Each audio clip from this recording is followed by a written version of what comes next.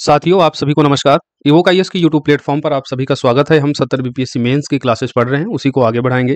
GS paper 1 के current affair section से आज एक इंपॉर्टेंट टॉपिक डिस्कस कर लेते हैं। 3 नए आपराधिक कानून काफी इंपॉर्टेंट टॉपिक है, यहाँ से प्रश्न पूछे जाने की मोस्ट प्रोबेबिलिटी है। इस टॉपिक से जुड़े हुए सभी डायमेंशन को हम कवर कर लेंगे ताकि प्रश्न किसी भी तरीके से पूछा जाए आप उसे आसानी से लिखने की स्थिति में हो। सबसे पहले हम लोग इस टॉपिक का इंट्रो पार्ट देख लेंगे। अगर प्रश्न पूछा जाएगा तो आपकी प्रश्न की क्या भूमिका होगी उसको डिस्कस कर लेंगे सबसे पहले। फिर 3 नए आपराधिक कानूनों के जो मुख्य प्रावधान हैं। अब ये 3 नए आपराधिक कानूनों में एक तो आपका है भारतीय न्याय संहिता, दूसरा है भारतीय नागरिक सुरक्षा संहिता और तीसरा है भारतीय साक्ष्य अधिनियम। अब इन तीनों आपराधिक कानून के हम मुख्य प्रावधानों को डिस्कस करेंगे।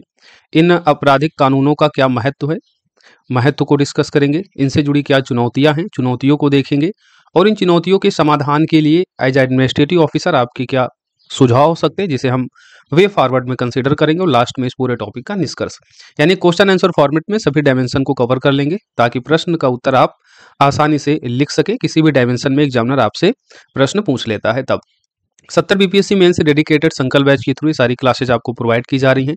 ये क्लासेज हमारी यूट्यूब पर सभी के लिए पब्लिकली अवेलेबल कराई जा रही हैं। सबकी सब्जेक्ट वाइज प्लेलिस्ट बनी हुई है जो आप लोग देख पा रहे होंगे।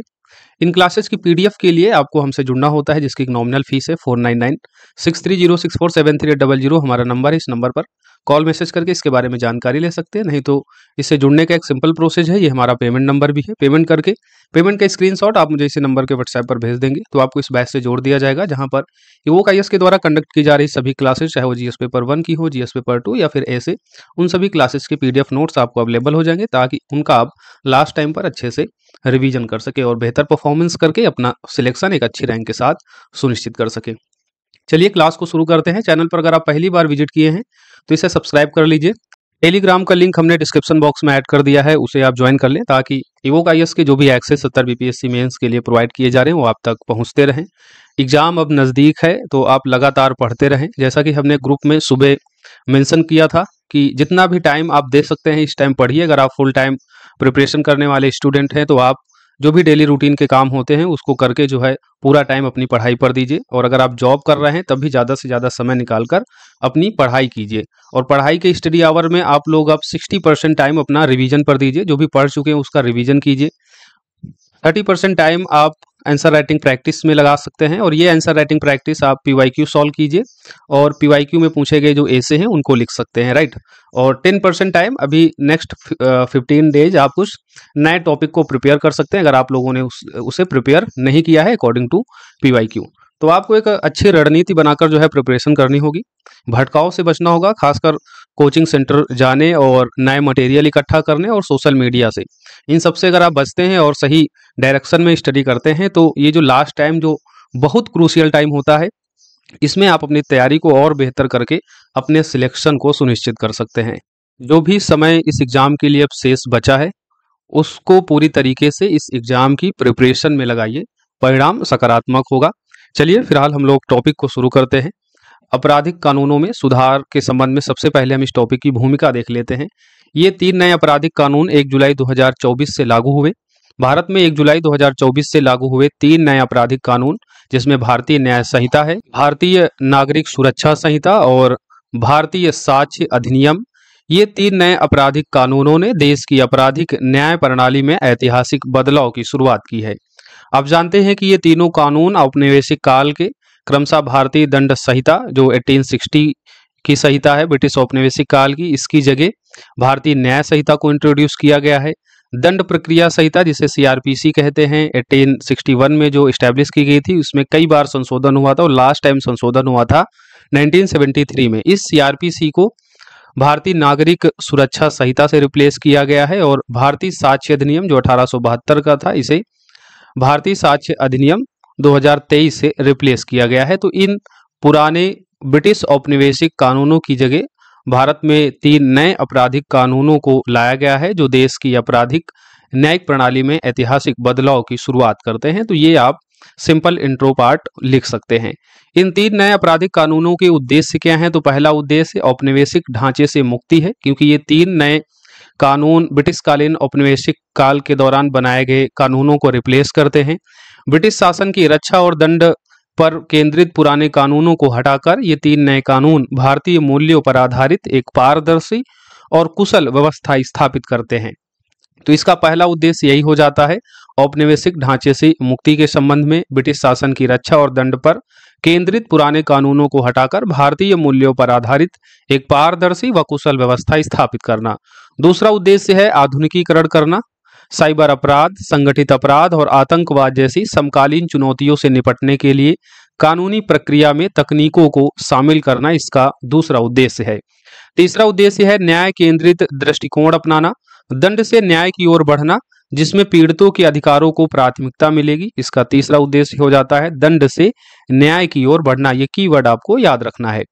प्रक्रिया में बदलाव लाना जैसे समयबद्ध जांच, डिजिटल साक्ष्य और पारदर्शिता जैसे सुधार करना इसका अन्य एक महत्वपूर्ण उद्देश्य है। तो 3 नए आपराधिक कानूनों के उद्देश्य में आपको ये याद रखना है, औपनिवेशिक ढांचे से मुक्ति, आधुनिकीकरण करना ताकि समकालीन चुनौतियां जिसमें साइबर अपराध, संगठित अपराध और आतंकवाद जैसे मुद्दे शामिल हैं उनसे निपटना, और न्याय केंद्रित दृष्टिकोण को अपनाना और प्रक्रियात्मक बदलाव लाना जिसमें समयबद्ध जांच, डिजिटल साक्ष्य और पारदर्शिता जैसे सुधार शामिल हैं। अब हम एक एक करके भारतीय न्याय संहिता, भारतीय नागरिक सुरक्षा संहिता और भारतीय साक्ष्य अधिनियम जो 3 नए आपराधिक कानून हैं इनके मुख्य प्रावधानों को देखते हैं। भारतीय दंड संहिता 2023 के मुख्य प्रावधानों में पहला प्रावधान राजद्रोह से जुड़ा हुआ है।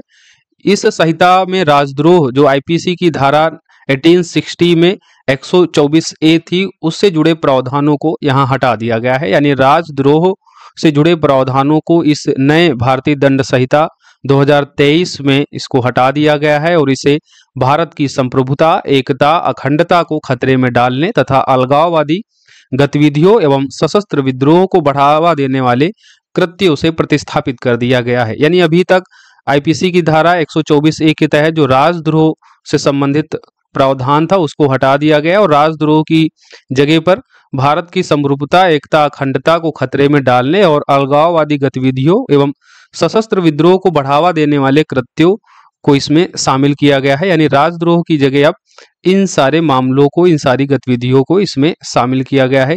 और अगर आप इन गतिविधियों को बढ़ावा देते हैं या इन गतिविधियों को बढ़ावा देने का प्रयास करते हैं तो आपको फिर कठोर सजा दी जाएगी जो पहले राजद्रोह के अंतर्गत दी जाती थी। राइट। आतंकवाद को इस भारतीय दंड संहिता में परिभाषित किया गया है। इसमें आतंकवाद को एक ऐसे कृत्य के रूप में परिभाषित किया गया है जिसका उद्देश्य देश की एकता, अखंडता और सुरक्षा को खतरे में डालना अथवा भारत या किसी अन्य देश में लोगों के किसी वर्ग के बीच भय पैदा करना शामिल है। यानी अगर आप देश की एकता, अखंडता और सुरक्षा को खतरे में डालते हैं, इसके अलावा भारत या किसी अन्य देश में लोगों के किसी वर्ग के बीच आप डर या भय पैदा करते हैं तो आपको आतंकवाद की श्रेणी में शामिल किया जाएगा। तो आतंकवाद को यहाँ पर परिभाषित किया गया और आतंकवाद होने के संबंध में जो कृत्य हैं उसको यहाँ डिफाइन किया गया है। राइट। जिसमें एकता, अखंडता और सुरक्षा को खतरे में डालना अथवा भारत या किसी अन्य देश में लोगों के किसी वर्ग के बीच भय या डर पैदा करना शामिल होगा। संगठित अपराध को भी इस भारतीय दंड संहिता 2023 में परिभाषित किया गया है।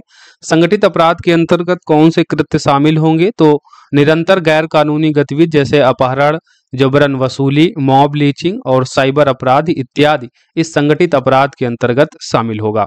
महिलाओं के खिलाफ लैंगिक अपराध के संबंध में इसमें प्रमुख प्रावधान किया गया है। 18 वर्ष से कम आयु की महिला से सामूहिक बलात्कार के कृत्य को नाबालिग के साथ कृत्य माना जाएगा। इसके लिए आजीवन कारावास या मृत्युदंड का प्रावधान होगा। इससे पहले जो आईपीसी 1860 थी उसमें 18 वर्ष की जगह जो है 16 वर्ष की आयु था। 16 वर्ष की आयु की कम महिला के साथ अगर बलात्कार जैसे कृत्य होते हैं तो उसको नाबालिग के साथ कृत्य माना जाता था और कठोर सजा का प्रावधान था। लेकिन 16 वर्ष को बढ़ाकर अब इस नए भारतीय दंड संहिता में 18 वर्ष कर दिया गया है। 18 वर्ष से कम आयु की महिला से सामूहिक बलात्कार के कृत्य को अब नाबालिग के साथ कृत्य माना जाएगा और उसके लिए कठोर सजा का प्रावधान किया गया है। सजा आजीवन कारावास और मृत्युदंड हो सकती है। सामुदायिक सेवा का ये एक नया प्रावधान जोड़ा गया है भारतीय दंड संहिता 2023 में। छोटे अपराधों में जेल के बजाय सामुदायिक सेवा का विकल्प जोड़ा गया है। राइट। तो ये प्रमुख प्रावधान है भारतीय दंड संहिता के। राजद्रोह के प्रावधान को इसमें हटा दिया गया है। और इसकी जगह भारत की संप्रभुता, एकता, अखंडता को खतरे में डालने तथा अलगाववादी गतिविधियों एवं सशस्त्र विद्रोह को बढ़ावा देने वाले कृत्यों को शामिल कर दिया गया है। आतंकवाद को यहाँ परिभाषित किया गया है। संगठित अपराध को डिफाइन किया गया है। महिलाओं के खिलाफ लैंगिक अपराध के संबंध में प्रमुख प्रावधान जोड़ा गया है कि 18 वर्ष से कम आयु की महिला के साथ सामूहिक बलात्कार होता है तो नाबालिग के साथ हुआ कृत्य माना जाएगा और उसके लिए आजीवन कारावास और मृत्युदंड का प्रावधान शामिल किया गया है। सामुदायिक सेवा का प्रावधान इसमें शामिल किया गया है, जो ये पहली बार हो रहा है, जिसमें छोटे अपराध अगर कोई करता है तो उसको जेल में भेजे जाने के बजाय उसको सामुदायिक सेवा में जोड़ा जाएगा। ये बेसिकली दंड से न्याय की ओर बढ़ने का जो उद्देश्य है उसको ये पूरा करता है, राइट। छोटे अपराधों में जेल के बजाय सामुदायिक सेवा का विकल्प जोड़ा गया। अब हम आगे देखते हैं भारतीय नागरिक सुरक्षा संहिता 2023 के मुख्य प्रावधान कौन से हैं। तो भारतीय नागरिक सुरक्षा संहिता के मुख्य प्रावधानों में पहला है शून्य FIR। शून्य FIR का मतलब क्या होता है? शून्य FIR का मतलब होता है कि आपके साथ जो है किसी भी स्थान पर आपके साथ कोई दुर्व्यवहार, कोई दुर्घटना होती है तो उसके लिए आप किसी भी थाने से जो है FIR कर सकते हैं। ऐसा नहीं है कि आप जहां या जिस क्षेत्र के निवासी हैं उसी क्षेत्र के थाने में आपको FIR करें, राइट। तो ये यहाँ पर जो है प्रावधान जोड़ा गया है कि आप किसी भी पुलिस स्टेशन से FIR दर्ज कर सकते हैं। फिर उस पुलिस स्टेशन का काम होगा कि वो संबंधित क्षेत्रीय थाने में जो है आपकी FIR को ट्रांसफर करे। तो शून्य FIR का प्रावधान इसमें जोड़ा गया है। किसी भी पुलिस स्टेशन में FIR दर्ज करने की सुविधा इसमें है। समयबद्ध जांच का प्रावधान किया गया है भारतीय नागरिक सुरक्षा संहिता 2023 के तहत। जांच 180 दिनों में पूरी करनी होगी और चार्जशीट 90 दिनों में दाखिल किए जाने का इसमें प्रावधान किया गया है। विचाराधीन कैदियों की हिरासत के संबंध में मुख्य प्रावधान इसमें है। इसके तहत पहली बार अपराध करने वाले किसी व्यक्ति ने उस अपराध के लिए निर्धारित अधिकतम कारावास अवधि की 1/3 अवधि को हिरासत में बिता लिया है तो उसे जमानत पर रिहा कर दिया जाएगा। यानी मान लीजिए आपने पहली बार कोई अपराध किया है और आपको जेल हो गई और जेल में आपने उस अपराध की जो समय सीमा है उसका 1/3 कारावास आपने काट लिया है तो उसके बाद जो है आपको जमानत पर रिहाई मिल जाएगी। हालांकि ये जो प्रावधान है निम्नलिखित स्थितियों पर लागू नहीं होगा। अगर आपको मृत्युदंड या आजीवन कारावास की सजा मिली है, ऐसे अपराध आपने किए हैं जिसके लिए आपको आजीवन कारावास या मृत्युदंड मिला है, तब उस स्थिति में ये प्रावधान लागू नहीं होगा। और दूसरा, ऐसे व्यक्ति पर जिसके खिलाफ एक से अधिक अपराधों में कार्यवाही लंबित है, ऐसी स्थिति में भी ये प्रावधान लागू नहीं होगा। गिरफ्तारी में राहत के संबंध में प्रावधान जोड़ा गया है।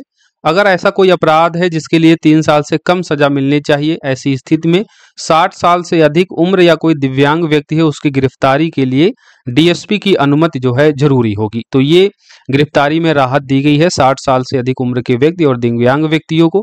अगर उन्होंने कोई ऐसा अपराध किया है जिसके लिए 3 साल से कम सजा का प्रावधान है तो फिर ऐसी स्थिति में उन्हें गिरफ्तार करने के लिए पहले DSP की अनुमति लेनी पड़ेगी। डिजिटल प्रक्रिया के संबंध में इसमें प्रावधान जोड़ा गया है। ऑनलाइन FIR और वीडियोग्राफी जैसे प्रावधान इसमें शामिल है। फॉरेंसिक जांच का प्रावधान है। यह उन सभी अपराधों के लिए फॉरेंसिक जांच को अनिवार्य बनाती है जिनके लिए कम से कम 7 वर्ष के कारावास के दंड का प्रावधान है। यानी कोई ऐसा अपराध है जिस अपराध के लिए कम से कम 7 वर्ष की सजा हो सकती है, तो ऐसे अपराध के लिए जो है फॉरेंसिक जांच को अनिवार्य बनाया गया है। हस्ताक्षर और फिंगरप्रिंट के संबंध में भी प्रावधान यहाँ पर जोड़ा गया है। भारतीय नागरिक साक्ष्य अधिनियम 2023 में यह मजिस्ट्रेट को किसी भी व्यक्ति के हस्ताक्षर, हैंडराइटिंग, फिंगरप्रिंट और आवाज के नमूने एकत्र करने की अनुमति प्रदान करती है, चाहे वह व्यक्ति गिरफ्तार किया हो या नहीं किया गया हो। यानी अगर कोई व्यक्ति है उस पर किसी भी तरीके का मुकदमा FIR दर्ज हुआ है तो ऐसी स्थिति में मजिस्ट्रेट को यह अधिकार है कि वह ऐसे व्यक्ति के हस्ताक्षर, हैंडराइटिंग, फिंगरप्रिंट या उसके आवाज के नमूने एकत्र करने की अनुमति जो है प्रदान कर सकता है, चाहे उस व्यक्ति को अभी गिरफ्तार किया गया हो अथवा नहीं। भारतीय नागरिक साक्ष्य संहिता अधिनियम 2023 के तहत विविध कार्यवाहियों जैसे जांच अधिकारियों को मेडिकल रिपोर्ट सौंपना, पीड़ितों को जांच की प्रगति के संबंध में सूचित करना आदि के लिए समय सीमा निर्धारित करती है। मेडिकल जांच का जो विशेषकर प्रावधान है, बेसिकली सामूहिक बलात्कार की जो दुर्घटनाएं होती हैं उस संबंध में जांच अधिकारी को दिया गया है कि वो मेडिकल जांच कराकर कुकृत्य करने वाले अपराधी तक वो सही तरीके से त्वरित रूप से पहुंच सके। तो पहली स्थिति आप जानते हैं, जब भी इस तरीके की दुर्घटनाएं होती हैं तो सबसे पहले मेडिकल जांच होती है। तो मेडिकल रिपोर्ट जल्द से जल्द अधिकारी को मिले ताकि वो अपनी जांच प्रक्रिया को त्वरित रूप से आगे बढ़ा सके और अपराधी को जल्दी पकड़कर उसे सजा मिल सके। तो ऐसी स्थिति में मेडिकल रिपोर्ट सौंपे जाने का यहाँ पर समय सीमा निर्धारित किया गया है। दूसरी तरफ पीड़ित पक्ष को जांच की प्रगति के संबंध में भी सूचित करने का यहाँ पर समय सीमा निर्धारित किया गया है ताकि पीड़ित पक्ष भी जान सके कि जो जांच हो रही है उसकी कितनी प्रगति हुई, वो कहां तक आगे बढ़ गई है। तो इस संबंध में भी यहाँ पर समय सीमा निर्धारित किया गया है। तो ये है भारतीय नागरिक सुरक्षा संहिता अधिनियम, जिसके ये प्रमुख प्रावधान है। शून्य FIR, समयबद्ध जांच, विचाराधीन कैदियों की हिरासत के संबंध में प्रावधान है, गिरफ्तारी में राहत के संबंध में इसमें मुख्य प्रावधान है, डिजिटल प्रक्रिया जिसमें ऑनलाइन FIR और वीडियोग्राफी जैसे प्रावधान शामिल हैं, फॉरेंसिक जांच का प्रावधान है जहां पर 7 वर्ष के कारावास के हो सकती है किसी अपराध के लिए कम से कम सजा, वहां पर फॉरेंसिक जांच अनिवार्य है। हस्ताक्षर और फिंगरप्रिंट के संबंध में मजिस्ट्रेट को विशेष अधिकार दिया गया है। और विविध कार्यवाहियों जिसमें जांच अधिकारी को मेडिकल रिपोर्ट सौंपना, पीड़ितों को जांच की प्रगति के संबंध में सूचित करना आदि के लिए समय सीमा निर्धारित किया गया है इस भारतीय नागरिक साक्ष्य संहिता 2023 के तहत। अब हम आगे देखते हैं भारतीय साक्ष्य अधिनियम 2023 के क्या मुख्य प्रावधान है। इसमें पहला प्रावधान है साक्ष्य के रूप में इलेक्ट्रॉनिक या डिजिटल रिकॉर्ड जैसे ऑडियो वीडियो रिकॉर्डिंग की स्वीकार्यता इसमें शामिल की गई है, यानी इनका कानूनी प्रभाव जो है कागजी रिकॉर्ड के समान होगा। तो साक्ष्य के रूप में कोई इलेक्ट्रॉनिक रूप से कोई साक्ष्य दिया जाता है या डिजिटल रिकॉर्ड जैसे ऑडियो वीडियो कोई रिकॉर्डिंग होती है तो इनकी स्वीकार्यता उसी तरीके से होगी जैसे कागजी रिकॉर्ड की होती है। तो इनका कानूनी प्रभाव कागजी रिकॉर्ड के ही समान होगा। मौखिक साक्ष्य का यहाँ पर प्रावधान जोड़ा गया है। मौखिक साक्ष्य का मतलब क्या होता है? इसके अंतर्गत जांच के दौरान किसी तथ्य के संबंध में गवाहों द्वारा न्यायालय के समक्ष दिए गए बयान शामिल होते हैं।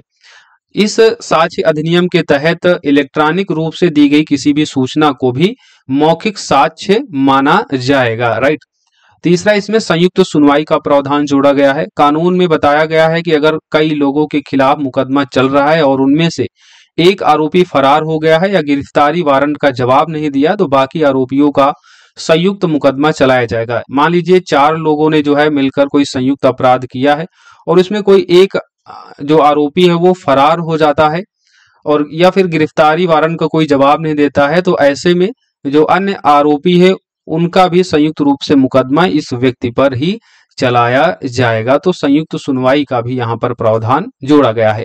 तो भारतीय साक्ष्य अधिनियम 2023 के प्रावधानों में इलेक्ट्रॉनिक या डिजिटल रिकॉर्ड की स्वीकार्यता को शामिल किया गया है, मौखिक साक्ष्य को शामिल किया गया है, यानी इस अधिनियम के तहत इलेक्ट्रॉनिक रूप से दी गई किसी भी सूचना को भी मौखिक साक्ष्य माना जाएगा। और संयुक्त सुनवाई का प्रावधान है, यानी कई लोगों के खिलाफ मुकदमा चल रहा है और उनमें से अगर कोई एक आरोपी फरार हो जाता है तो बाकी आरोपियों का संयुक्त मुकदमा अब इस पर चलाया जाएगा। यानी अगर 4 लोगों ने मिलकर कोई अपराध किया है तो उनमें से कोई एक अब भाग नहीं सकता है। ठीक, तो ये सारे प्रमुख प्रावधान हैं भारतीय साक्ष्य अधिनियम 2023 के।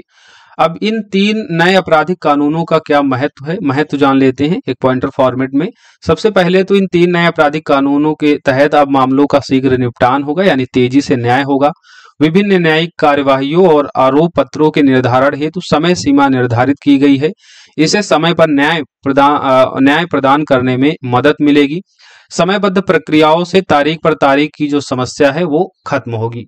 तो मामलों का शीघ्र निपटान होगा क्योंकि विभिन्न न्यायिक कार्यवाहियों और आरोप पत्रों के निर्धारण हेतु समय सीमा निर्धारित की गई है, जो अभी हमने पीछे भारतीय नागरिक साक्ष्य अधिनियम 2023 के तहत देखा भी है। यानी मुख्य प्रावधानों को अगर आप अच्छे से पढ़ लेते हैं तो इसी में आपको महत्व देखने को मिल जाएंगे और इसी से आप देख पाएंगे क्या चुनौतियां हैं, और चुनौतियां जान लेंगे तो फिर आप वे फॉरवर्ड भी लिख पाएंगे। तो सबसे इंपॉर्टेंट है 3 नए आपराधिक कानूनों के प्रमुख प्रावधानों को अच्छे से समझना। अगर वो आप अच्छे से समझ लेते हैं, वो आपको याद हो जाते हैं, तो महत्व, चुनौतियां, वे फॉरवर्ड लिखना आपके लिए आसान हो जाता है। तो मामलों का शीघ्र निपटान एक महत्व है। दूसरा है जांच प्रक्रिया में निष्पक्षता होगी, क्योंकि यहाँ पर तलाशी और जब्ती प्रक्रिया की अनिवार्य रूप से वीडियो रिकॉर्डिंग किए जाने से पुलिस जांच में निष्पक्षता संबंधी मुद्दों का समाधान हो सकता है। यानी मान लीजिए कोई पुलिस जो है किसी की तलाशी कर रहा है, तो ऐसी स्थिति में पुलिस को क्या करना पड़ेगा, उसकी वीडियो रिकॉर्डिंग रखनी पड़ेगी और ऐसी स्थिति में पुलिस जांच में जो है निष्पक्षता संबंधी जो मुद्दा होता है उसका समाधान हो सकेगा। नागरिक केंद्रित व्यवस्था या पीड़ितों के अधिकारों में सुधार की यहाँ पर बात की गई है, ये भी एक महत्व है, क्योंकि शून्य एफआईआर, जिससे पीड़ित जो है वो कहीं से भी अपनी एफआईआर दर्ज कर सकता है। पीड़ितों को 90 दिनों में केस की प्रगति की जानकारी देने की अनिवार्यता इन आपराधिक कानूनों में शामिल है। ऐसे में पीड़ितों के अधिकारों में सुधार को यह बढ़ावा देगा। महिलाओं और बच्चों की सुरक्षा होगी। एक तो एज हमने देख लिया कि 16 से बढ़ाकर अब 18 वर्ष कर दी गई है। 18 वर्ष से कम आयु की महिला के साथ सामूहिक बलात्कार की घटना होती है तो किसी नाबालिग के साथ किया गया बलात्कार की घटना मानी जाएगी और उस संबंध में फिर उस अपराधी को कठोर से कठोर सजा देने का प्रावधान किया गया है, जिसमें आजीवन कारावास या मृत्यु दंड हो सकती है। तो ऐसे में अपराधों के खिलाफ कठोर सजा, जिसमें आजीवन कारावास या मृत्युदंड शामिल है, ये लैंगिक दुर्व्यवहार को रोकने और बाल संरक्षण को बढ़ावा देगा।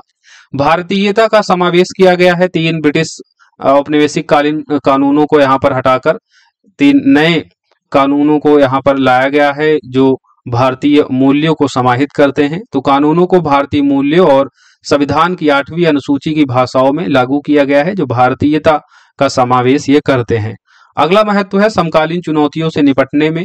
अपराधों की फॉरेंसिक जांच तथा परीक्षण और न्यायिक प्रक्रिया में सूचना एवं संचार प्रौद्योगिकी के उपकरण को शामिल करने से साइबर अपराध व अन्य तकनीकी दुरुपयोग से निपटा जा सकता है। तो जो समकालीन चुनौतियां हैं उनसे भी ये 3 नए आपराधिक कानून निपटने में सहायक होंगे। तो आप इन 3 नए आपराधिक कानूनों के महत्व को बता सकते हैं। मामले का शीघ्र निपटान यानी न्याय में तेजी, जो तारीख पर तारीख की समस्या है उसको खत्म किया जा सकेगा। जांच प्रक्रिया में निष्पक्षता आएगी। पीड़ितों के अधिकारों की सुरक्षा, पीड़ितों के अधिकारों में सुधार को ये बढ़ावा देगा। महिलाओं और बच्चों की सुरक्षा के संबंध में इसका महत्व है। भारतीयता का समावेश और समकालीन चुनौतियों से निपटना, तो ये सभी महत्व आप बता देंगे। अब नए आपराधिक कानूनों से जुड़ी हुई चुनौतियां क्या हैं? तो चुनौती में सबसे पहली चुनौती तो कार्यान्वयन संबंधी ही चुनौती हो जाती है। कार्यान्वयन संबंधी चुनौती में एक चुनौती तो जो लोग पहले से काम कर रहे हैं, चाहे वो पुलिस हो, वकील हो या जो भी न्यायिक कर्मी है, वो पुराने कानूनों के तहत काम कर रहे हैं। ऐसे में अब इन 3 नए कानून आने के बाद अब इन 3 नए कानूनों में जो भी प्रावधान है उस संबंध में पहले उनको प्रशिक्षित करना पड़ेगा। तो ऐसे में ये एक बड़ी चुनौती हो जाती है। पुलिस, वकील, न्यायिक कर्मियों को नए कानूनों का प्रशिक्षण देना एक बड़ी चुनौती। और दूसरा, कई क्षेत्रों में विशेषकर ग्रामीण क्षेत्रों में जो है तकनीकी संसाधनों की कमी है। अगली चुनौती है व्याख्या में अस्पष्टता है। नए प्रावधानों की व्याख्या में एकरूपता की कमी से शुरुआती भ्रम हो सकता है जब तक कि सुप्रीम कोर्ट स्पष्ट दिशा निर्देश ना दे। अब व्याख्या में अस्पष्टता के लिए आप भारतीय दंड संहिता जो हमने अभी आपको बताया उसमें आप देख पा रहे होंगे जो अलगाववादी गतिविधियां हैं उसको वहां पर स्पष्ट रूप से नहीं बताया गया है कि अलगाववादी गतिविधियों में कौन सी गतिविधियां शामिल होंगी या विध्वंसक गतिविधियों में कौन सी गतिविधियां शामिल होंगी। ऐसे में किसी भी प्रकार की आलोचना जो है इसमें शामिल हो सकती है और जो लोगों की वाक और अभिव्यक्ति की स्वतंत्रता है उसको यह प्रभावित कर सकती है। इसके अलावा लोगों को उकसाना या डराना जैसी चीजों को आतंकवादी कृत्यों में शामिल किया गया है। हमने आतंकवाद की परिभाषा देखा, उसमें ये स्पष्ट रूप से कहा गया है कि भारत या किसी अन्य देश में लोगों की किसी वर्ग के बीच भय पैदा करना या डराना ये आतंकवाद गतिविधियों में शामिल होगा। तो ऐसी स्थिति में जो लोगों के बोलने की और जो अभिव्यक्ति की जो स्वतंत्रता है वो प्रभावित होगी। तो ये एक आलोचना का पार्ट बन जाता है इन कानूनों का। और तीसरा जो इसमें चुनौती देखी जा सकती है वो डिजिटल आधारभूत संरचना का अभाव। विशेषकर आप जानते हैं ग्रामीण क्षेत्रों में तकनीकी सुविधाओं की कमी है। ऐसे में जो ऑनलाइन एफआईआर की इसमें सुविधा दी गई है ये सुविधा जो है ग्रामीण क्षेत्रों में प्रभावित तरीके से क्रियान्वित नहीं हो पाएगी। डिजिटल साक्ष्य के लिए विशेषकर ग्रामीण क्षेत्रों में तकनीकी सुविधाओं की कमी या अभाव है। तो ये एक चुनौती हो जाती है इन 3 नए आपराधिक कानूनों के क्रियान्वयन में। डिजिटल आधारभूत संरचना का अभाव है। पुराने मामलों का बोझ, क्योंकि 1 जुलाई 2024 से पहले के जो लंबित मामले हैं वो उन पर पुराने कानून ही लागू होंगे। अब इससे दोहरी व्यवस्था का जो है दबाव रहेगा। यानी 3 नए आपराधिक कानून ये 1 जुलाई 2024 से लागू होंगे। 1 जुलाई 2024 के बाद जो अपराध होंगे वो इन 3 नए आपराधिक कानून के अंतर्गत सम्मिलित होंगे। इससे पहले जो मामले हैं वो सभी उन सभी पर पुराने कानून ही लागू होंगे। ऐसे में दोहरी व्यवस्था का दबाव रहेगा, ये भी एक बड़ी चुनौती है। विरोध और आलोचना इन आपराधिक कानूनों की गई, जिसमें कुछ प्रावधान आप देख सकते हैं। खासकर इसका एग्जाम्पल हमने देखा था, अगर अखबार की सुर्खियों में आपने पढ़ा होगा, हिट एंड रन जो मामला था इन नए आपराधिक कानूनों से जुड़ा हुआ, इसको लेकर जो है ट्रक ड्राइवरों ने स्ट्राइक की थी। स्ट्राइक के बाद जो है इसे अन्यायपूर्ण माना और फिर इसको स्थगित भी करना पड़ा था। तो ये आप चुनौती के तौर पर बता सकते हैं। कार्यान्वयन संबंधी चुनौती, व्याख्या में स्पष्टता, डिजिटल आधारभूत संरचना का अभाव, पुराने मामलों का बोझ, विरोध और आलोचना, वाक और अभिव्यक्ति की स्वतंत्रता को भी ये प्रभावित करता है। तो एक ये भी पॉइंट आप यहाँ बता सकते हैं, जिसमें लोगों को उकसाना या डराना जैसी चीजों को आतंकवादी कृत्य में शामिल करता है, जो वाक अभिव्यक्ति की स्वतंत्रता को भी प्रभावित करने का कारण बन सकता है। अब आगे की राह क्या हो सकती है उसे देख लेते हैं। तो आगे की राह में एक तो प्रशिक्षण और जागरूकता की जरूरत है। पुलिस, न्यायाधीश और नागरिकों के बीच नए कानूनों की समझ बढ़ाने के लिए व्यापक प्रशिक्षण और जागरूकता अभियान चलाने होंगे। दूसरा क्या करना होगा, तकनीकी उन्नति करनी होगी, यानी तकनीक को बढ़ावा देना होगा। खासकर जो ग्रामीण क्षेत्र हैं वहां पर डिजिटल प्रणाली को मजबूत करने के लिए ग्रामीण क्षेत्रों में इंटरनेट और तकनीकी उपकरणों की उपलब्धता बढ़ानी होगी। तीसरा है, न्यायिक ढांचे का विस्तार भी करना चाहिए। समयबद्ध न्याय के लिए न्यायाधीशों और कोर्ट की संख्या बढ़ाने की आवश्यकता है। तो न्यायाधीशों की संख्या बढ़ाने की जरूरत है और कोर्ट की संख्या भी बढ़ाने की आवश्यकता है, ताकि समयबद्ध न्याय का जो उद्देश्य इस नए आपराधिक कानूनों के तहत निर्धारित किया गया है उसको जो है अचीव किया जा सके। तो उसके लिए न्यायाधीशों और कोर्टों की संख्या बढ़ाने की भी आवश्यकता है। निगरानी और संशोधन भी जरूरी हो जाता है। कानूनों के प्रभाव का आकलन करने के लिए नियमित समीक्षा और आवश्यक संशोधन जरूरी है। सामाजिक सहभागिता, नागरिकों को नए अधिकारों और प्रक्रियाओं के प्रति जागरूक करना होगा ताकि वे इनका लाभ उठा सके। तो ये आप वे फॉरवर्ड में बता सकते हैं। प्रशिक्षण और जागरूकता कार्यक्रम को चलाने की आवश्यकता है। तकनीकी उन्नति को बढ़ावा देने की जरूरत है ताकि ग्रामीण क्षेत्रों में इंटरनेट और तकनीकी उपकरणों की उपलब्धता से नए आपराधिक कानूनों में जो डिजिटलीकरण या अन्य तकनीकी माध्यम से जो समकालीन चुनौतियां हैं उनसे प्रभावी तरीके से निपटा जा सके और उसका बेहतर क्रियान्वयन किया जा सके। तो ग्रामीण क्षेत्रों में तकनीकी उन्नत करने की खासा जरूरत है। और उसके अलावा भी जो शहर हैं, खासकर जो टायर 3 सिटी हैं जहां पर अभी डिजिटल इंफ्रा उतना बेहतर नहीं है, तो उन क्षेत्रों में भी डिजिटल प्रणालियों को मजबूत करने की जरूरत है। न्यायिक ढांचे का विस्तार किया जाना चाहिए, जिसमें न्यायाधीशों और कोर्ट की संख्या बढ़ाए जाने की आवश्यकता है। निगरानी और संशोधन की जरूरत है ताकि समय के अनुसार जो भी चुनौतियां हैं उनको दूर करने के लिए कानूनों में संशोधन भी जरूरी हो जाता है। तो संशोधन और इनकी नियमित समीक्षा जो है समय के अनुसार होती रहनी चाहिए। सामाजिक सहभागिता ये भी होनी चाहिए, तभी इसका लाभ जो है नागरिक केंद्रित जो दृष्टिकोण है वो पूरा हो सकेगा। नागरिक तभी इसका लाभ उठा सकेंगे जब इसके बारे में वो जागरूक होंगे। अब हम इस टॉपिक का निष्कर्ष देख लेते हैं। कुल मिलाकर 3 नए आपराधिक कानून भारत की न्याय व्यवस्था को आधुनिक, पारदर्शी और नागरिक केंद्रित बनाने की दिशा में एक महत्वपूर्ण कदम है। हालांकि इनके सफल कार्यान्वयन के लिए आवश्यक संसाधनों, प्रशिक्षण और निरंतर सुधारों की आवश्यकता है। यदि इन चुनौतियों का समाधान हो जाता है तो ये कानून सुरक्षित समाज, विकसित भारत के सपने को साकार कर सकते हैं। तो ये कीवर्ड आप याद रखिएगा, सुरक्षित समाज और विकसित भारत के सपने को साकार कर सकते हैं यदि 3 नए आपराधिक कानूनों से जुड़ी चुनौतियां हैं उनका जो है सफलतापूर्वक निपटान कर दिया जाता है। तो राइट, तो इस तरीके से आप एक सकारात्मक व्यू के साथ अपना निष्कर्ष लिख देंगे। तो हमने पूरे टॉपिक को डिटेल में पढ़ा, सारे डायमेंशन को कवर किया। अगर प्रश्न पूछा जाता है तो आपका एक क्या सिंपल इंट्रो पार्ट हो सकता है, उसको जाना। 3 नए आपराधिक कानूनों के मुख्य प्रावधानों को देखा, इसके क्या महत्व है, इससे जुड़ी चुनौतियां, वे फॉरवर्ड के रूप में हमने समाधान या सुझाव देखे और इस टॉपिक का निष्कर्ष। अब प्रश्न किसी भी तरीके से पूछा जाएगा, आई होप अब उसका शानदार आप उत्तर लिख पाएंगे, बशर्ते आपको जो है इन सभी क्लासेस जो हो रही हैं, जो भी आपको पढ़ाया जा रहा है उसका अगर आप रिवीजन करेंगे तभी आप एग्जाम हॉल में जो है जो पढ़ रहे हैं उसका सही से यूटिलाइजेशन कर पाएंगे, उसको सही से एग्जीक्यूट कर पाएंगे। तो रिवीजन मस्ट है, लगातार रिवीजन करें। रिवीजन के लिए आप जो है संकल्प बैच से जुड़कर नोट्स प्राप्त कर सकते हैं। नॉमिनल फीस केवल 499 में। 6306473800 हमारा नंबर है, ये हमारा पेमेंट नंबर भी है। पेमेंट करके पेमेंट का स्क्रीनशॉट आप मुझे इसी नंबर के व्हाट्सएप पर भेज देंगे तो आपको इस बैच से जोड़कर जितने भी क्लासेज हो रहे हैं वो सारे PDF आपको अवेलेबल करा दिए जाएंगे। बाकी आपकी कोई क्वेरी है तो आप इस नंबर पर कॉल मैसेज करके पूछ सकते हैं। मिलेंगे हम लोग नेक्स्ट क्लास में। जब तक आप लोग पढ़िए, जहां है वहां सुरक्षित रहिए, अपना ख्याल रखिए, ज्यादा से ज्यादा क्लासेस को अपने साथियों में शेयर करें ताकि उनको भी इनका लाभ मिल सके। जाते जाते वीडियो को लाइक करते जाए और कमेंट में जो भी आपकी क्वेरी है उसको जरूर ऐड ऑन करें।